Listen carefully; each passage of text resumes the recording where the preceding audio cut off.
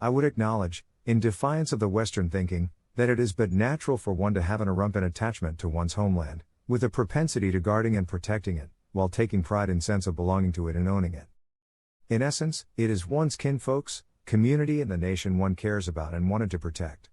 It is not only the piece of real estate, but all that, what is burgeoning from it, living on it and reaping benefits from it. In Islam, although the concept of customary nationalism/patriotism is not enshrined as such, for there is no concept of a nation-state enshrined as well, yet nationalism/patriotism/allegiance is espoused and encouraged in a non-customary sense, primarily to a universally-mosaicked, pluralistic nation, Ummah. According to some, brazenly extrovert, Muslim scholars/thinkers, this extends even to the Jews and the Christians. We have revealed it, Quran, in the Arabic language so that you, people, would understand it. Q. 12-2. This laid the foundation of a new pluralistic nation comprising of people from all walks of life, lands, communities, ethnicities, skin color and texture. The first, Muslim country, comprising of two sacred cities of Mecca and Medina, was also made to be protected against all evils.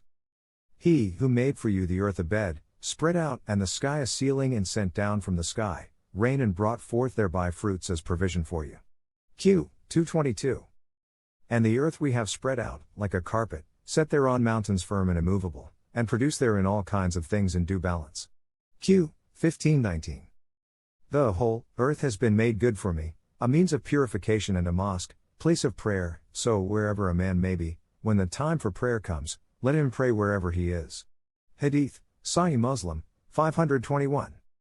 As per the Treaty of Westphalia in 1648, the sovereign power of God to make laws and ordain monarchs with the divine right to rule was absolute. The legal concepts of national sovereignty and the sovereignty of man in matters of governance were introduced by Hugo Grotius in the late 17th century and further developed by Enlightenment thinkers such as John Locke and Thomas Jefferson. Thomas Jefferson and Roger William, both are presumptively assertive of God and his religion, whereupon they have driven a wedge. Their acknowledgement of divine sovereignty in the face of inductive reasoning-based premise becomes dubious, hence the conclusion is bound to be flawed. Muslim intellectuals/scholars, therefore, consciously refrain from treading this path. They rather used the deductive reasoning to the textual authority, Qura'anic nas, and adopted the religion, in its letter and spirit, as a way of life.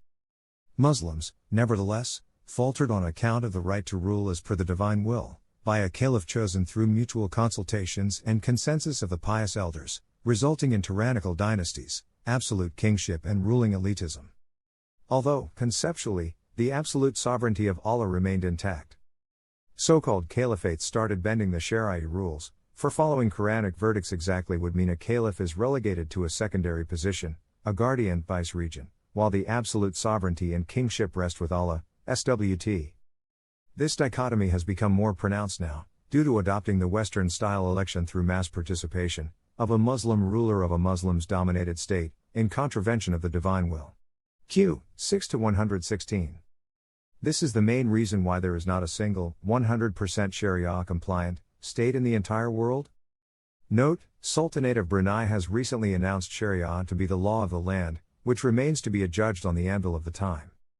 Read more on a similar topic, https://shakir2.wordpress.com/2017/11/29/cherish democracy/.